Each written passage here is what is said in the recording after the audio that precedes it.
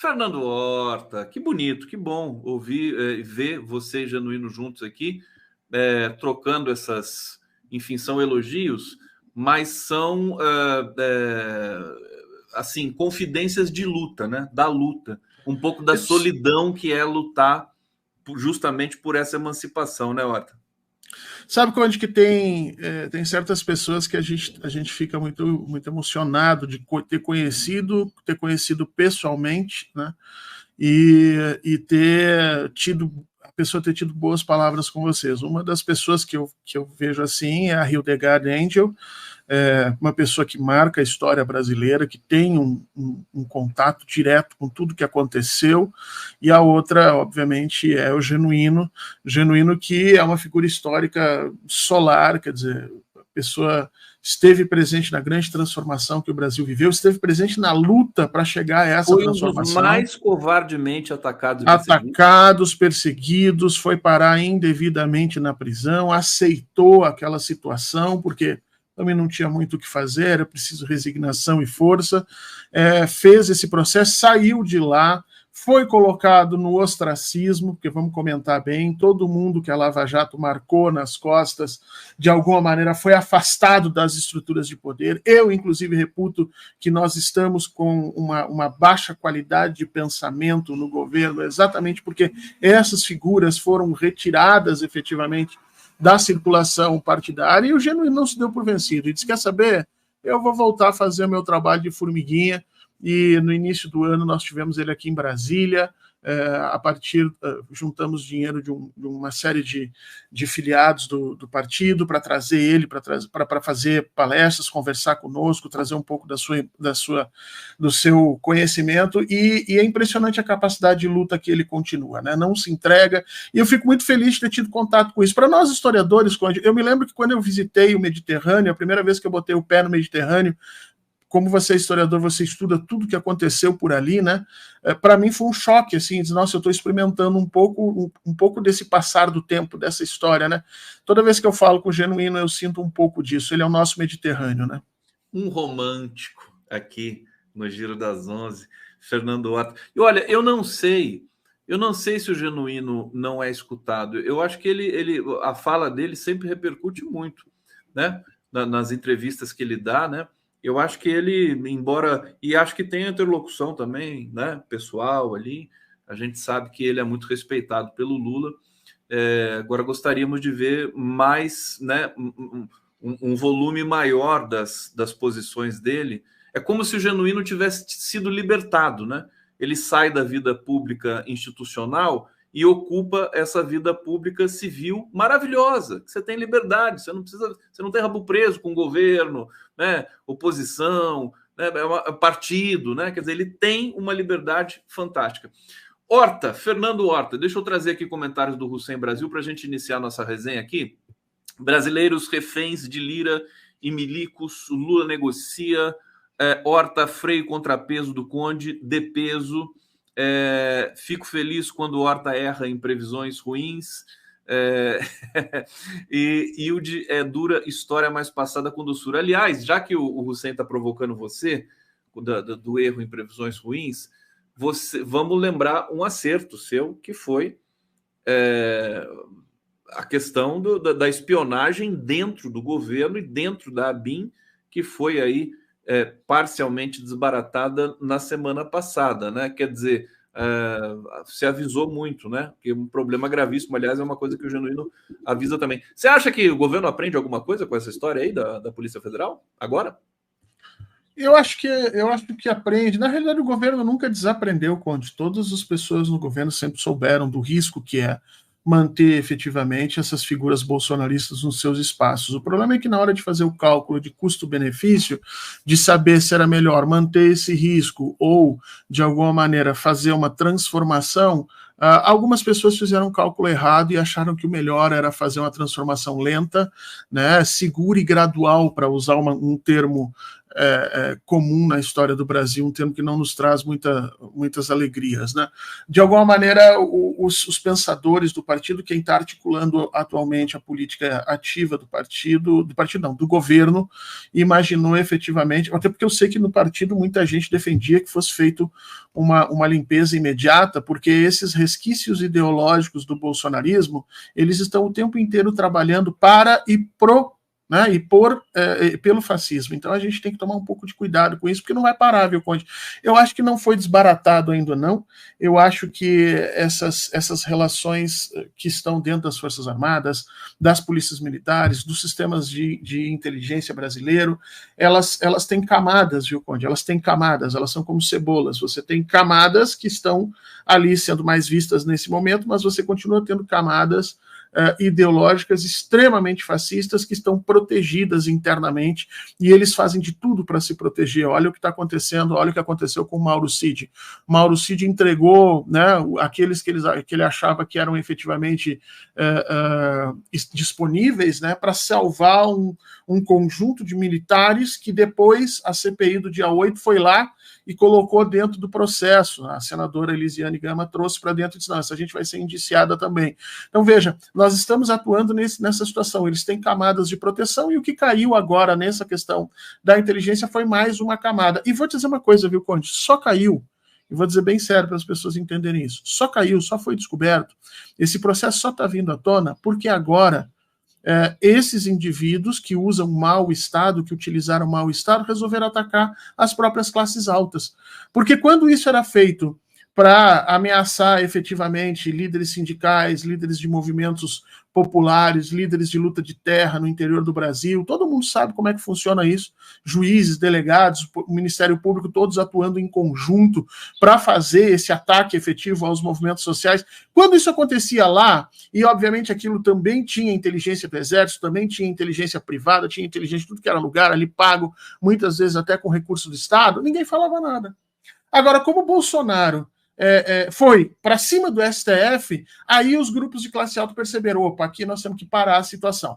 Como o Moro foi para cima de juízes e ministros e desembargadores, opa, aqui nós temos que parar. Então, não se enganem que todo esse processo está sendo feito por um sentido republicano ou democrático. Esse processo, que começa lá atrás, quando o STF devolve os direitos políticos roubados do presidente Lula, esse processo se dá especificamente por autodefesa. Essas elites brasileiras estão se autodefendendo e não necessariamente defendendo um Estado mais democrático ou minimamente respeitador da lei e da ordem.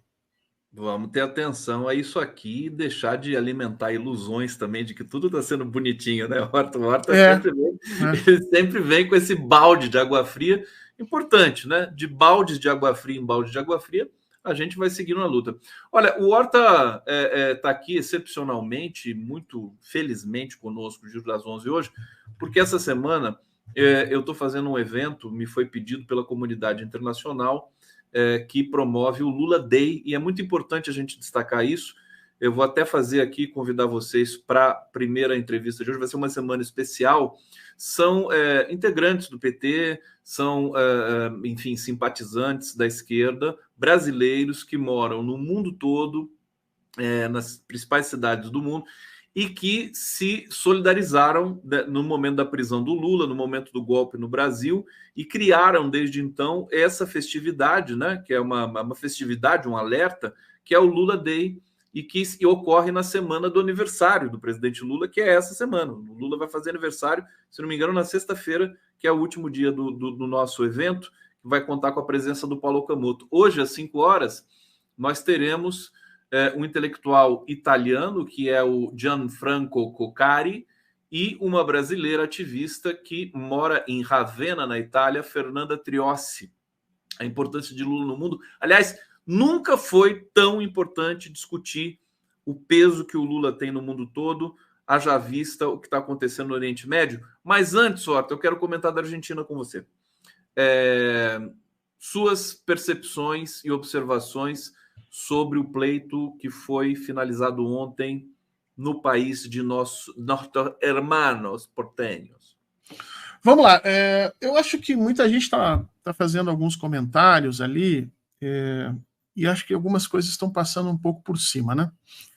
Foi uma surpresa o Massa ter ganho, foi uma surpresa o Javier Milei ter estagnado, mas foi uma surpresa para nós brasileiros. Deixa eu explicar por quê. Porque nós vivemos um processo histórico em que o bolsonarismo passou por cima de absolutamente todas as nossas instituições, mas passou por cima mesmo, né? E fez o que fez em 2018 e depois quase fez de novo em 2022. Então nós somos o famoso, como é que é? Gato mordido por cobra tem medo de linguiça, né? Então não temos medo de linguiça, nós temos medo da criatura maluca com os cabelos virados, que nem aquele Javier Milei. Ele troca a expressão porque ele tem um gato chamado Sérgio Moro. É cachorro mordido por cobra. Tem medo. Mas tudo bem, o gato igual. A gente aqui no Brasil ficou com muito medo do que acontecesse. Mas se a gente parar para pensar, o que não permitiu que o fenômeno fascista Milei ganhasse as eleições lá no primeiro turno, ou tivesse uma vantagem tão grande? Ou melhor, o que permitiu que nos últimos 10, 15 dias o Milei tivesse, inclusive, tido um retrocesso no seu apoio, né? E aí eu vou linkar 4 causas importantes aqui. Primeira, na Argentina não teve uma lava-jato que foi assumida pelos tribunais superiores.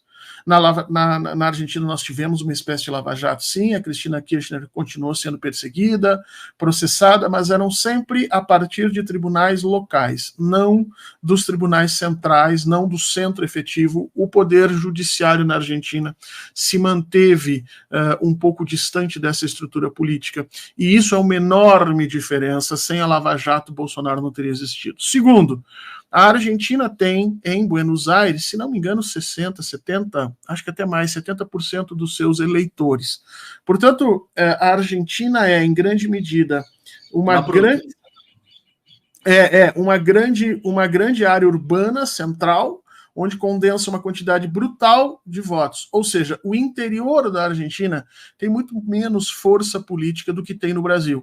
É como se nós chegássemos em São Paulo e elegêssemos o governador de São Paulo a partir de quem ganhou a eleição na capital. E a gente sabe que teria acontecido. Se isso acontecesse, Fernando Haddad era hoje governador do estado de São Paulo. É o que acontece de alguma maneira na Argentina. Por que isso é importante sinalizar? Porque grande parte da desinformação, do medo, do preconceito, da violência com a informação com que o fascismo opera, ele opera a partir dos lugares que não são efetivamente as grandes cidades, não são os locais onde você tem fluxo constante de informações. E esses locais na Argentina são menores, o número de votos que tem ali é menor do que efetivamente no Brasil. Terceiro motivo, apesar de estar crescendo, na Argentina, a religião principal ainda, longe, distante de tudo, é a católica apostólica romana, onde efetivamente o Papa tem uma força muito importante ainda, muito diferente daqui no Brasil, onde nós tivemos esses movimentos evangélicos neopentecostais que subverteram qualquer ideia de religião. E a religião católica faz muito mesmo, faz mais de 1000 anos, já estabeleceu que sua participação na política ela é sempre lateral, ela não é mais central como já foi em alguns momentos. Né? Na América Latina, especificamente a partir do final da Segunda Guerra, essa condição foi colocada de forma muito definitiva ali. Então, não houve aquele patrulhamento direto que nós tivemos no Brasil. Então, esse é o terceiro ponto. E o quarto ponto que eu quero colocar é o seguinte: forças militares e de segurança na Argentina são muito mais institucionalmente controladas do que no Brasil. Ou seja, não há um exército golpista na Argentina querendo desesperadamente desfazer o seu passado, mostrar que foi maravilhoso, fantástico. Aliás, na Argentina, eles assentaram isso. Sem essas 4 coisas, Conde, o Milei não tem efetivamente o apelo que ele tinha no Brasil, que o Bolsonaro tinha no Brasil. Não conclui, não, porque você está no meio de uma resenha fantástica aqui, está dizendo coisas importantíssimas que para as quais ninguém ainda tinha atentado. Só acrescentar, eu queria só acrescentar que há informações de que o exército argentino virou uma sucata, quer dizer, eles não teriam a menor condição de fazer absolutamente nada. Não sei se você tem essa informação. Mas eu acho que não é nem a questão da sucata, é a questão de que o exército argentino foi submetido ao controle dos civis. Né? Nós tivemos no final do ano passado e no ano anterior, nós tivemos generais golpistas, torturadores que morreram na cadeia. Porque os argentinos processaram e colocaram essa gente dentro da cadeia. Os argentinos fizeram aquilo que nós no Brasil não fizemos. Os argentinos, eles trabalharam a sua memória pública de tal sorte que na Argentina ninguém nega a ditadura. Ninguém nega os crimes da ditadura. Quem faz isso é imediatamente repudiado. E, de alguma maneira, foi isso o que colocou o Milei nessa situação. Afora o fato de que, veja, esse arcabouço institucional na Argentina é muito mais sólido e muito mais forte para as liberdades civis, especificamente para o controle constitucional das ações, do que no Brasil. No Brasil, ele é muito mais fisiocrata, ele é muito mais fisiologista, ele é muito mais ligado aos interesses do general X, a visão que o fulaninho tem, ele coloca toda a sua instituição trabalhando nesse cenário. Então, esse sentido permitiu que o Milei não crescesse. E onde o Milei efetivamente perdeu espaço foi quando ele foi para frente fazer aqueles desatinos absurdos que no Brasil foram entendidos pelo Bolsonaro como uma coisa ruim, e o entorno do Bolsonaro criou a ideia da facada, né? Então você coloca o Bolsonaro de molho, e eu não estou aqui discutindo se a facada existiu ou não, para mim ela é um fato histórico real, ela existiu, mas quando você coloca o Bolsonaro em 2018 dentro de um hospital e não deixa ele dar entrevista nenhuma, essa foi a enorme diferença do Milei. O Milei seguiu falando durante todos os últimos tempos, e aí o que acontece? Na semana passada ele deu uma declaração que derreteu o peso, derreteu a moeda argentina, mas derreteu mesmo, a moeda argentina caiu lá embaixo. E já derrete há muito tempo, né? Mas ali foi uma violência muito grande, especificamente contra os mais pobres e contra os mais ricos também. Qual foi a declaração dele mesmo? Ele disse que o peso não servia para merda nenhuma. E que ele, obviamente, mudaria isso, que não era para ninguém usar aquilo mais. E aí é óbvio, quando você tem um candidato que está para ser um dos favoritos para ganhar a eleição, e o cara dá uma declaração dessa, obviamente que as pessoas todas começam a vender pesos desesperadamente. E isso atrapalhou demais a classe baixa na Argentina, porque já está numa condição de pobreza muito grande, e a classe alta também, porque embora a classe alta argentina tenha acesso a dólares, eles precisam manter, sim, uma quantidade grande de pesos para transicionar na economia normal, pagar as coisas e as pessoas. E com uma fala do Javier Milei, eles perderam 20%, 30% de valor. E eles enlouqueceram com relação a isso. Então, veja, enquanto no Brasil o entorno do Jair Bolsonaro percebeu que ele sendo histriônico e maluco antes da eleição era ruim, era péssimo, na Argentina, o Javier Milei e a sua irmã, que é a coordenadora de campanha, acharam que quanto mais histriônico eles pudessem ser, mais votos eles ganhariam. Deu uma recuada. O que nós temos que pedir agora é que ele continue falando. Fala, Milei, fala bastante. Foi uma aposta errada. Olha que interessante. Olha, você disse tanta coisa. Depois o Fabrício tem que fazer um corte aqui, fazer vários cortes dessa sua explicação, porque você está dizendo muitas coisas importantes do ponto de vista da conjuntura, da análise. Você está dizendo que na Argentina não tem esse interior vasto que tem no Brasil, que permite um pouco mais frágil do ponto de vista do processamento da informação crítica, né? Se é que a gente pode colocar nesses termos. Você está dizendo... Bom, a gente também... Eu ouvi algumas observações no sentido de que a Argentina não está brutalmente digitalizada como o Brasil ficou também, não tem rede social para fazer tanto estrago. Tem, mas não é tão... Não, até tem, mas a população não está submetida a ela. A Argentina não tem índices muito interessantes de posições críticas com relação a isso. Perfeitamente. E essa questão do discurso do Milei. Eu vi o discurso do Milei ontem, na verdade estava um clima de derrota, né, de velório ali no ambiente do Milei, e ele fez um discurso pianinho, né, não pegou motosserra, não pegou nada, quer dizer, me parece fracassou. Até porque, Fernando Horta, o Massa... E o papel do Massa, o que ele representa, né? Não sei a campanha dele, se ela foi feliz e tudo mais no sentido da comunicação, mas ele representa uma derrota, uma coisa terrível também, porque a Argentina está aos cacos, e é ele que é o ministro da Economia. Isso, o Massa vamos dizer assim, uma versão é o Ciro brasileiro, é o Ciro Gomes brasileiro, sem o brilhantismo do Ciro Gomes. Porque eu não concordo com as posições do Ciro, mas o Ciro Gomes é uma pessoa inteligente. O Massa ele é bem mais restrito nisso, tá? O Massa é um centro-trabalhismo, o Massa já foi de direita, o Massa já ameaçou prender a Cristina Kirchner, então a gente tem que saber efetivamente do que a gente está tratando, né? Agora, um ponto essencial que a gente tem que destacar aqui é o seguinte: o Massa não permitiu o governo argentino não permitiu que os símbolos nacionais argentinos fossem capturados pelo Milei.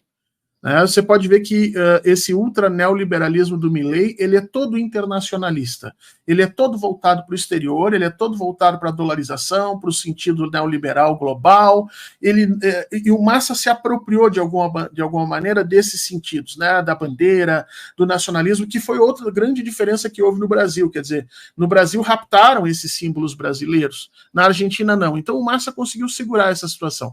Eu imagino que a partir de agora, o que nós vamos ver, o que nós brasileiros gostaríamos de ver é efetivamente o Milei falando bastante, atacando o peso, atacando os símbolos argentinos, passando por cima de tudo, né, achando que esse histrionismo vai levar os argentinos a votarem nele.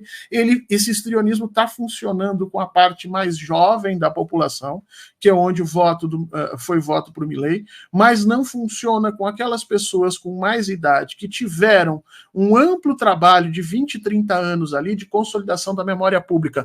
Não há uma pessoa na Argentina, Conde, com mais de 40 anos, que tenha a coragem de dizer que o período militar não existiu e que as torturas lá não aconteceram. E essas pessoas sabem efetivamente a diferença entre regimes ditatoriais e regimes militares. E regimes autoritários, não necessariamente militares, né? E esses caras entendem efetivamente que, por pior que o Massa possa nesse momento parecer, é sempre melhor um governo que seja democrático e responsivo, em que o parlamento e as instituições funcionem, do que um maluco que prometa mundos e fundos e que, em realidade, vai colocar o governo num estado autoritário. Fernando Horta, mas que coisa! Como tá num padrão aqui fantástico de observações, não é novidade. Fernando Horta, né, sempre teve esse padrão.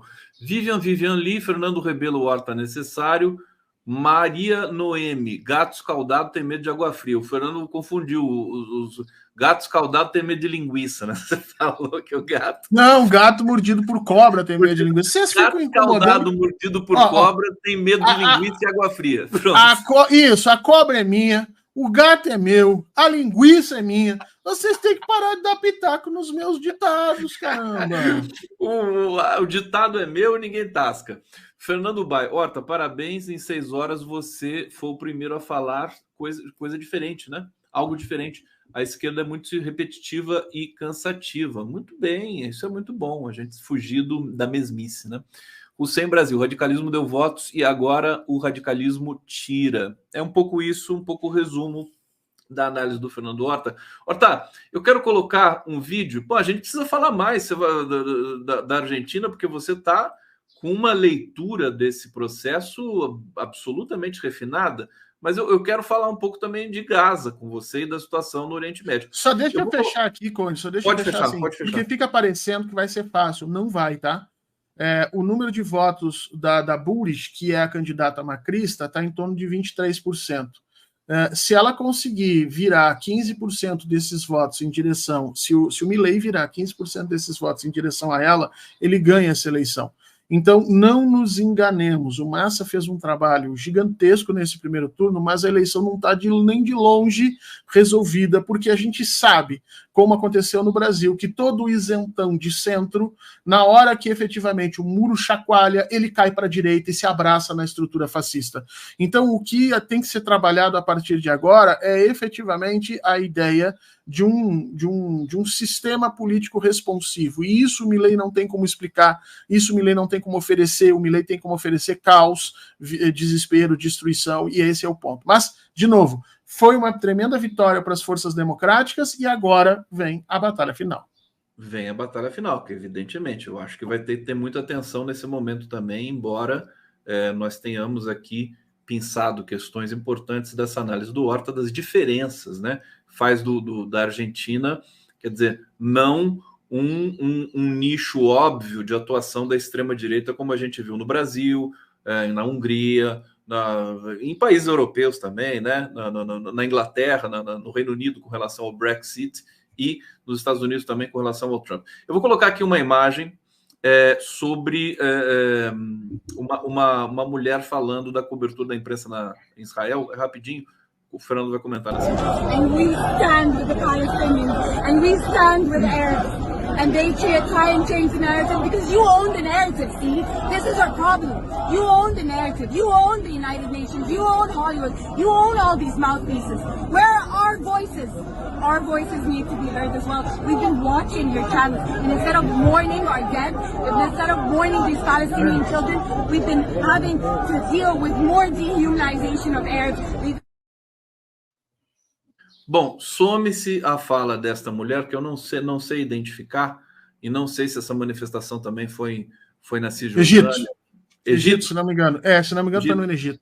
Perfeito. Porque a gente não sabe porque tem manifestação no mundo inteiro pró-Palestina nesse momento, né? Nesse momento, vamos dizer isso, ser bem claro. É dizer que a cobertura da imprensa doméstica internacional, Horta, parece que a Gaza foi atingida por um terremoto, né, um vulcão, né? Parece que não tem autoria, né, tudo aquilo, né? As crianças morrem, 150 crianças por dia, né? Explodiu uma escola, explodiu um hospital, você não vê o sujeito das ações. E só acrescentar o fato de que toda a equipe da BBC da Cisjordânia pediu demissão, né, na sexta-feira passada. Não sei se vocês viram essa notícia. Quer dizer, é interessante porque alguma verdade está emergindo nesse momento. Eu queria que você comentasse a fala dessa ativista e essas informações aqui em linhas gerais, meu querido Otto. Vamos lá, 3 coisas. Eu não aguento mais ver vídeos de crianças palestinas mortas, pais procurando suas crianças, abraçando suas crianças como fosse o último abraço, literalmente, ou o contrário, crianças palestinas procurando os rostos dos pais em meio aos mortos colocados ali. É o que eu recebo todos os dias intensamente via rede social. Não estou aqui dizendo que isso que as pessoas que fazem isso não deveriam fazer, porque essa é a forma de luta, mas eu, pessoalmente, não tenho mais estrutura para ver esse tipo de coisa e ver inerte todas as instituições internacionais e ainda a gente vindo falar aqui em direito de autodefesa. Então, esse é o primeiro ponto. Segundo ponto, a fala dessa moça ali é uma fala que mistura senso comum com verdade, e é por isso que ela faz algum sentido, mas a gente tem que tomar um cuidado. Quando ela diz, vocês own, né? Vocês detêm, vocês são donos de Hollywood, vocês são donos da ONU, vocês são donos desses canais de comunicação, ela passa um pouco do limite, porque não é a questão de serem donos, mas sim, quando ela diz, olha, vocês detêm a narrativa, aí ela está sendo muito correta, né? Porque dentro desse processo de disputa pelos sentidos do mundo, que é o que a gente faz o tempo inteiro, alguém olha ali por um gato e vai dizer que gato lindo, o outro vai dizer que gato feio, eu não gosto de gato, você gosta de gato, e aí politicamente nós vamos nos debater em cima disso. Claro que ninguém vai ali fazer alguma maldade contra os gatos, mas parece que contra os palestinos as pessoas fazem, né? Se aquela quantidade de mortos na Palestina tivesse sido de gatos e cachorrinhos, certamente as pessoas no mundo já estariam enlouquecidas tentando salvar aqueles bichinhos. Não é à toa, por exemplo, que o governo brasileiro, de uma forma um tanto, eu acho que descuidada, coloca lá, estamos repatriando 215 pessoas e 4 pets. Porque, veja, de alguma maneira, nesse nosso mundo pós-colonial, digo, mas pós-moderno, o sentido que as pessoas têm pela segurança dos pets é maior do que o sentido que as pessoas têm pelas crianças palestinas. Então isso é profundamente chocante e a gente tem que ficar com muito cuidado nessa situação. Por último, a gente tem que dar uma notícia boa, né? 3 coisas estão acontecendo ao redor do mundo que impressionam. A primeira, você deu a declaração ali. Toda a equipe da BBC, da Cisjordânia se demitiu. No Departamento de Estado norte-americano está havendo uma insurreição de baixo para cima, já teve 2 que se demitiram e já tem mais 10, 12, 15 que estão querendo se demitir no mesmo caminho. O governo americano está usando todas as formas de pressão que você possa imaginar para que isso não aconteça. Marchas em Washington, marchas em Nova York, marchas em Londres, marchas em Paris, não são mais só nos países árabes como estavam acontecendo. O mundo hoje se dobra para isso e agora eu vou dar aqui uma informação importante. Estão havendo marchas noturnas na região de Israel, Líbano e Síria, composta por mulheres e crianças, como já tinha acontecido em 2008, 2009, marchas que pedem paz. As mulheres levantam-se, incluindo aí mulheres israelenses, mulheres árabes, mulheres judias que estão saindo, pedindo o fim dos bombardeios, pedindo o fim efetivamente da violência. Por que isso é importante, gente? porque isso significa um movimento orgânico, que nem a gente falou quando o Genuíno chegou, né? Um movimento orgânico, um movimento que nasce de dentro das sociedades, um movimento que traz a legitimidade das mulheres de judeus, das mulheres de árabes que não estão participando dessa violência, mas que estão ali tentando trabalhar pela vida. O mundo dá sinais de que não vai aceitar o recrudescimento dessa visão barbárica de mortos e assassinados via bombardeios ou via atos de terrorismo, com desculpas quaisquer, sejam eles a luta anticolonial, seja ele a luta, o estado de defesa. O mundo está se levantando e dizendo, não vai acontecer o que aconteceu no século XX de forma impune.